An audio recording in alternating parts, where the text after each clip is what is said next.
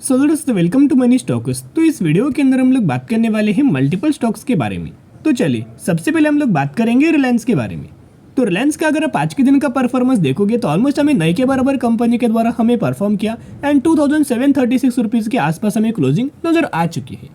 तो रिलायंस के अंदर दोस्तों Q3 का रिजल्ट हमें आने वाला था, आप सभी को पता है। रिजल्ट्स के बारे में हमने आपके साथ शेयर किया है, वीडियोस चैनल के ऊपर अपलोडेड मिल जाएगा।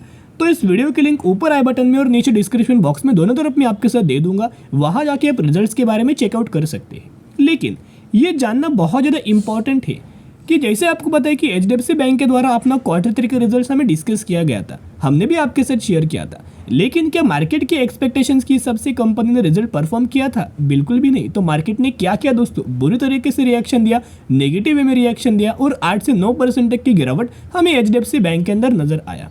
तो इस वीडियो के अंदर वही हम लोग जानने वाले हैं कि जो रिलायंस के द्वारा परफॉर्म किया गया है और मार्केट का जो एक्सपेक्टेशन है क्या ये फुलफिल हुआ है। अगर फुलफिल होता है या फिर फ्लैट अगर नजर आता है ना, फिर भी हमें अच्छी खासी रैली हमें रिलायंस इस कंपनी के अंदर आ सकती है। लेकिन अगर थोड़ी सी भी गिरावट हमें रिलायंस के अंदर नजर आ सकती है, लेकिन इनके परफॉर्मेंस के अंदर एक्सपेक्टेशंस के हिसाब से, तो रिलायंस के अंदर भी हमें कंपनी के अंदर गिरावट नजर आ सकती है। तो चलिए एक एक करके पॉइंट्स के बारे में कवर अप कर लेते। सबसे पहले पिछले एक महीने का परफॉर्मेंस देखोगे तो 8% से भी ज्यादा का रिटर्न शेयर होल्डर्स को कंपनी के द्वारा मिल चुका है। तो चलिए अभी हम आ चुके रिजल्ट्स के ऊपर। जैसे मार्केट दोस्तों क्या एक्सपेक्ट करके चलता है, रेवेन्यू और अर्निंग पर शेयर। तो सबसे पहले रेवेन्यूज के बारे में हम लोग जान लेते हैं। यहाँ जो नंबर्स है ना, रुपीज एंड करोड़ के अंदर आपको नंबर नजर आएंगे। ये है इस क्वार्टर का रिजल्ट, यानी कि Q3 का रिजल्ट, यानी कि दिसंबर 2023 का रिजल्ट। तो जहाँ कंपनी का रेवेन्यूज अगर आप देखोगे तो ऑलमोस्ट हमें 2,31,839 करोड़ के आसपास हमें कंपनी का रेवेन्यूज नजर आया है। यानी कि ओवरऑल अगर आप देखोगे तो 2,32,000 करोड़ ये नंबर्स आप ध्यान में रखना। तो चलिए अभी यह मार्केट क्या एक्सपेक्ट करके चल रहा है ना, उसके बारे में डिस्कस करते हैं। देखिएगा दिसंबर 2023 और मार्केट क्या एक्सपेक्ट करके चल रहा है, earning per share and revenues. तो रेवेन्यूज के अंदर आप यहाँ अगर आप देखोगे तो मार्केट ये एक्सपेक्ट करके चल रहा है कि कंपनी का रेवेन्यूज 2,34,000 करोड़ आना चाहिए। लेकिन कंपनी के द्वारा कितना रिपोर्ट किया गया है, आपको नंबर दोस्तों याद होगा कि 2,32,000 करोड़। तो कहीं ना कहीं दोस्तों अगर आप देखोगे क्या मार्केट के एक्सपेक्टेशंस की उस से फुलफिल हुआ है? बिल्कुल भी नहीं। थोड़ी बहुत हमें गिरावट नजर आई है, थोड़ा बहुत करेक्शन नजर आया है। लेकिन दोस्तों ये करेक्शन कोई बड़ा नहीं है, माइनर सा करेक्शन है। तो कहीं ना कहीं या दो पॉसिबिलिटीज हो सकता है कि मार्केट ऐसे अच्छे खासा पॉजिटिव भी रिएक्ट हमें कर सकते हैं, अच्छी खासी रैली भी हमें नजर आ सकती है। और अगर नेगेटिव वे में रिएक्ट अगर करता है ना, तो कोई बहुत बड़ा नेगेटिव वे में रिएक्ट नहीं करेगा, क्योंकि बहुत बड़ी गिरावट भी हमें रिलायंस के ओवरऑल इनके परफॉर्मेंस के अंदर नजर नहीं आया। जो मार्केट को एक्सपेक्टेड था उससे थोड़ा बहुत हमें नीचे कंपनी के द्वारा परफॉर्म किया गया है। इन परसेंटेज के अंदर देखोगे तो बहुत ज़्यादा माइनर है। तो बहुत ज़्यादा चांसेस ये है कि अच्छे खासा पॉजिटिव वे में मार्केट हमें रिएक्ट कर सकता है। तो सेकंड पैरामीटर्स कौन सा था कि कंपनी का अर्निंग पर शेयर, यस, यानी कि EPS। तो कंपनी का अर्निंग पर शेयर EPS अगर आप देखोगे तो ऑलमोस्ट हमें 25.52 के आसपास हमें इस क्वार्टर के अंदर नजर आ रहा है। और मार्केट दोस्तों अर्निंग पर शेयर क्या एक्सपेक्ट करके चल रहा है, आप देख सकते हो 25.75, और कंपनी ने कितना रिपोर्ट किया है, 25.52। तो कहीं ना कहीं अगर आप देखोगे इसके अंदर भी माइनर सा हमें एक फॉल है, कोई बहुत बड़ा फॉल नहीं है। अर्निंग पर शेयर के अंदर भी कोई बहुत बड़ा फॉल नहीं है एंड रेवेन्यूज के अंदर भी दोस्तों कोई बहुत बड़ा फॉल नहीं है। तो मार्केट अगर पॉजिटिव में दोस्तों रिएक्ट अगर करता है ना, तो अच्छी खासी रैली हमें मंडे के दिन रिलायंस के अंदर नजर आ सकती है। लेकिन अगर मार्केट इसे नेगेटिव में अगर रिएक्ट करता है तो थोड़ा सा गिरावट होगा, कोई बहुत बड़ी गिरावट नजर नहीं आएगा। तो ओवरऑल इनके अगर सेगमेंट वाइज देखोगे तो ऑलमोस्ट हमें कंपनी के द्वारा जो ओवरऑल जो परफॉर्म किया गया है ना, बहुत ही अच्छे खासा हमें परफॉर्म किया गया। अच्छी खासी ईयर ऑन बेसिस भी और क्वार्टर ऑन क्वार्टर बेसिस भी बहुत बढ़िया तरीके से ग्रोथ इनके रिजल्ट्स के अंदर नजर आ रही है। इनफैक्ट इनका जो अर्निंग पर शेयर है या फिर इनफैक्ट इनका जो EBITDA है ना, उस EBITDA के अंदर भी कितना 14% तक का ईयर ऑन ईयर बेसिस के ऊपर हमें अच्छा खासा परफॉर्म किया गया है। जैसे ही कंपनी का रिजल्ट हमें आउट हुआ, वैसे अगर आप यहाँ देखोगे तो ऑलमोस्ट हमें यहाँ एक नोमोरा के द्वारा, ब्रोकरेज फर्म के द्वारा हमें दोस्तों टारगेट दिया गया है। तो टारगेट अगर आप देखो तो डिसेंटली हमें टारगेट दिया गया है, कोई बहुत बड़ा टारगेट इनके द्वारा नहीं दिया। आप देख सकते हो कि नोमोरा ब्रोकरेज फर्म के द्वारा रिलायंस के अंदर टारगेट दिया गया है 2,985 रुपीज़ तक का टारगेट हमें दिया है। कई सारे ब्रोकरेज फर्म के द्वारा 3,200 रुपीज़ तक का भी टारगेट हमें रिलायंस इस कंपनी के अंदर हमें दिया हुआ है। तो कहीं ना कहीं दोस्तों ये अगर आप ऑब्जर्व करेंगे, Reliance Q3 result live, net profit rise 11% to 19,641 crore, oil and gas see highest quarterly revenues, यानी कि ऑयल एंड गैस सेगमेंट के अंदर जो सेगमेंट हमें थोड़ा बहुत नेगेटिविटी के अंदर चल रहा था या फिर हमें गिरावट के अंदर चल रहा था ना, उस सेगमेंट के अंदर हाईएस्ट ग्रोथ हमें नजर आई है क्वार्टरली रेवेन्यूज के अंदर। तो आप समझ सकते हो बहुत ही अच्छे खासा परफॉर्मेंस हमें रिलायंस के द्वारा हमें परफॉर्म दोस्तों किया गया है।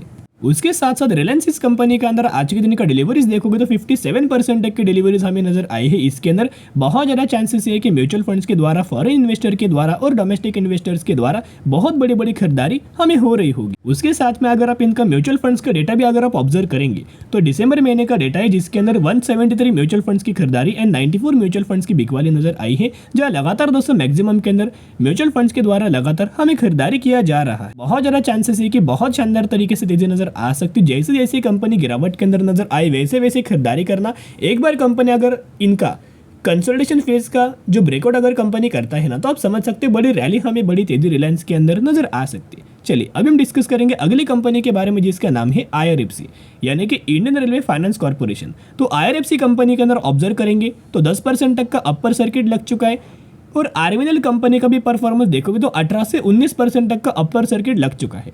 IRCTC के अंदर देखोगे तो 6 से 6.5% तक की तेजी आ रही है। या फिर रेलटेल पकड़ सकते हो, जितने सारे रेलवेज के अंदर कंपनीज काम करता है ना, आज के दिन हर एक कंपनी के अंदर दोस्तों तेजी आया है। अब ये तेजी के पीछे कारण क्या है, हमने बहुत बार आपके साथ शेयर किया था, आपको याद होगा। जो लोग ये चैनल को डेली फॉलो करते हैं उन सभी को बताया हमने कितना ज़्यादा बुलिश हम लोग रेलवे स्टॉक्स के अंदर थे। इनफैक्ट हम लोग RVNL, IRFC, IRCTC इन कंपनीज को लेके बहुत ज़्यादा बुलिश थे कि बहुत जल्द कंपनी के अंदर तेजी आ सकती है, बड़े बड़े अपर सर्किट हमें लग सकते हैं। इनफैक्ट हमने आपके साथ टारगेट के बारे में भी शेयर किया था। तो IRFC कंपनी देखोगे तो आज के दिन हमें 10% तक का अपर सर्किट लग चुका है और 160 रुपये तक की क्लोजिंग हमें IRFC के अंदर नजर आ रही है। और IRFC के द्वारा पिछले 5 दिनों में 32% तक का रिटर्न शेयर होल्डर्स को दे चुका है। उसके साथ साथ वही अगर आप पिछले एक महीने का रिटर्न प्रोफाइल देखोगे ना, तो 74% तक की तेजी नजर आ रही है। अभी बहुत सारे लोगों के वीडियो के नीचे कमेंट सेक्शन के अंदर क्वेश्चंस आएगा, डाउट्स आएंगे कि सर इस प्राइस रेंज के आसपास के हम लोग IRCTC या फिर IRFC, RVNL इन कंपनीज के अंदर क्या खरीदारी करें। देखिएगा दोस्तों, अभी कंपनी लगातार तेजी के अंदर हमें नजर आ सकती है, उसके पीछे का मल्टीपल रीजन है। इनफैक्ट हमने आज के दिन भी IRCTC के बारे में आपके साथ शेयर किया है।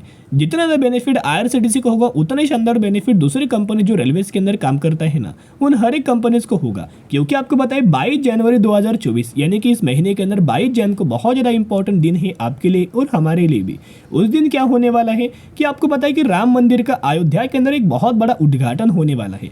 जिस हिसाब से गवर्नमेंट के द्वारा पहले 1100 ट्रेन का एक बहुत बड़ा आयोजन किया गया था, एक अरेंजमेंट किया गया था, अलग अलग स्टेट से ये ट्रेन जाने वाले थे अयोध्या तक। उसके साथ साथ और नए आज के दिन 200 ट्रेन का नया आयोजन किया गया है और अरेंजमेंट किया गया है। यानी कि जितने सारे यात्री थे ना, उन यात्रियों के द्वारा ये ट्रेन पूरे बुक हो चुके हैं। अभी आपको इन ट्रेन के अंदर जगह बिल्कुल भी नहीं मिलेगा। तो गवर्नमेंट के द्वारा क्या किया गया और 200 ट्रेन का एडिशन किया गया। तो कहीं ना कहीं कुल मिला के 1300 से 1400 ट्रेन जाने वाले हैं अयोध्या के लिए, अयोध्या स्पेशल। और उसी से रिलेटेड कंपनी के अंदर अच्छा खासा तेजी आ रहा है। उसके साथ साथ ये भी हमने आपके साथ शेयर किया था कि इस साल जो बजट 2024 आने वाला है, यानी कि बजट 2024 जब आने वाला है अगले महीने, ये रेलवे सेगमेंट के लिए बहुत ज़्यादा फोकस्ड होने वाला है। क्योंकि बजट के अंदर रेलवेज के अंदर बहुत बड़ा धमाका होने वाला है। तो बजट आने से पहले आपके अंदर तेजी आ सकती है, इन सभी कंपनीज के अंदर रैली आ सकती है। पहले भी दोस्तों हमने डिस्कस किया था, आई होप आपको पता होगा।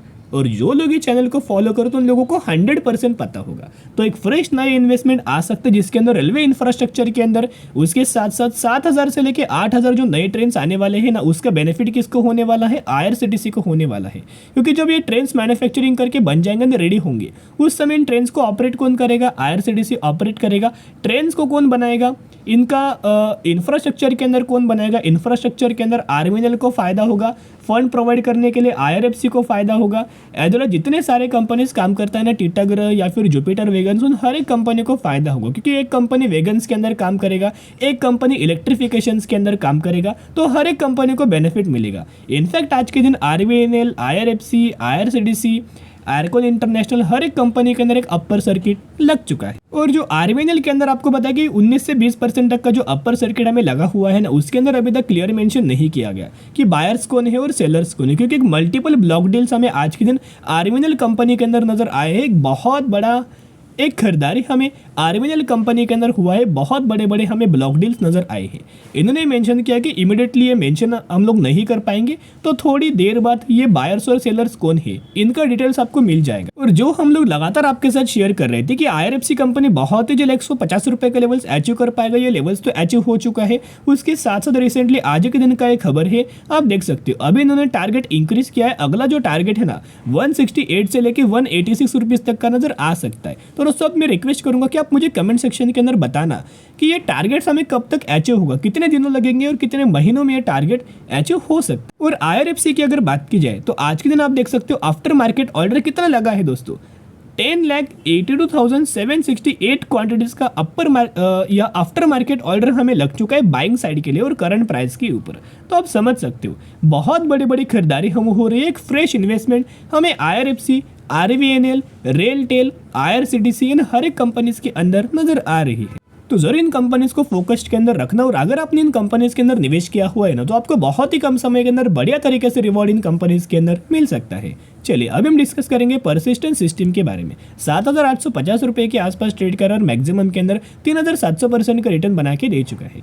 यही वो कंपनी जिस कंपनी के अंदर 20 जैन को एक बहुत ज़्यादा इंपॉर्टेंट दिन है, क्योंकि 20 जैन को कंपनी का बोर्ड ऑफ डायरेक्टर्स का मीटिंग होने वाला है और बोर्ड ऑफ डायरेक्टर्स की मीटिंग के अंदर हमें स्प्लिट का कंसिडरेशन होने वाला है।